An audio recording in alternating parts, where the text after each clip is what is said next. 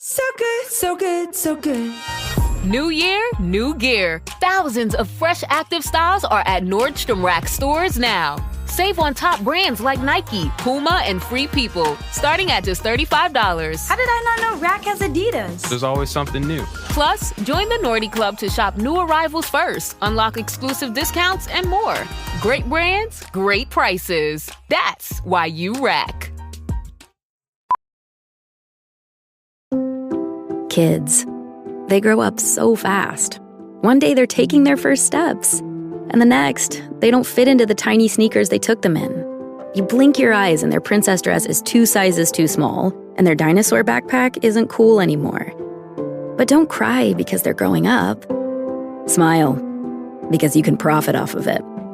For real, there are a bunch of parents on Depop looking for the stuff your kid just grew out of. Download Depop to start selling. This is Optimal Health Daily. 3 things the Golden Girls taught me about grief by Shelby Forsythia of shelbyforsythia.com. And I'm Dr. Neil Malik. Hello and welcome to another bonus Sunday episode where I share an article from one of the other podcasts in our network that I think will add some value for you here.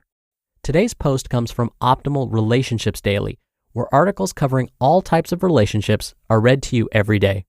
So with that, here's Greg with the post and commentary as we optimize your life. 3 Things the Golden Girls Taught Me About Grief by Shelby Forsythia of shelbyforsythia.com. It's amazing how 4 fictional women have impacted my life. The Golden Girls, the show that used to be my personal escape of choice from the pain of losing a close-knit friendship, has morphed into one of my favorite portrayals of death, divorce, and diagnosis, the losses so many of us face across our lifetimes. I love finding grief vignettes in there every day. So when I celebrated the 10th episode of my podcast, I made it special by focusing solely on the Golden Girls, a show that has not only made me laugh until I cry, it's informed and reframed my perspective on grief. Dorothy, Rose, Blanche, and Sophia were witty, smart, caring, and resourceful when it came to loss, sometimes cracking jokes, sometimes sitting together over coffee or cheesecake, sometimes telling stories about the past. Through the myriad of ways they coped with the losses they faced on the show, they taught each other and their viewers 3 heartwarming truths about facing grief. Number 1. Death is inevitable, but we don't have to do it alone. What's interesting about the Golden Girls is that death is not a new concept for them. Oftentimes on sitcoms, when a death happens, it's a new or shocking event for most of the characters. Dorothy, Rose, Blanche, and Sophia were introduced already knowing death on a personal scale. So the truths they presented were based on previous life experience.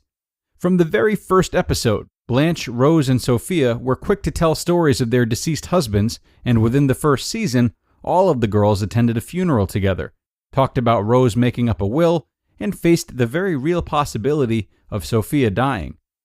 What they taught throughout all 7 seasons of the show is that yes, death happens. Sometimes it's expected and sometimes it's not, but it's a reality that all of us face. The girls also taught through their words and their actions that we do not have to face death alone. Several episode openers included a pair of the girls coming back from a funeral. They all supported each other through Blanche's father's death and Dorothy's brother's death, and many, many kitchen table cheesecake scenes included stories of friends and family who were deceased. Number 2. Former partners are never truly out of our lives, but we can set healthy boundaries for those relationships. Only one character in the show comes close to appearing as often as the Nuclear Four, and that's Dorothy's ex-husband Stan. The Golden Girls does a wonderful job of depicting the longevity of divorce. Dorothy and Stan's relationship isn't just a focus of the first couple of episodes.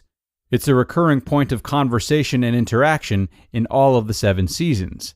If Stan isn't physically present in an episode, Dorothy or Sophia is telling a story about him, or one of the girls speaks with him on the phone. This is very aligned with how divorce plays out in our real lives. Divorce is very different from death in that the people we divorce or break up with are all still very much alive. Dorothy and Stan try on a lot of relationships before the series finale. They hate each other up close and at a distance. They think about getting back together and almost get married. They sleep together. They go to therapy together. They own real estate together. They parent their kids together. And they work through an IRS audit together. Finally, at the beginning of the last season, Dorothy tells Stan their relationship seems to work best when they're just plain divorced, and he agrees. What these constant interactions teach is that it's okay for former partners to linger in our lives. Often, we can't prevent it, but we can communicate where we are and what we're feeling, so we can set healthy boundaries with them going forward. Number 3. Diagnosis can change how we see ourselves, but we have the power to reframe.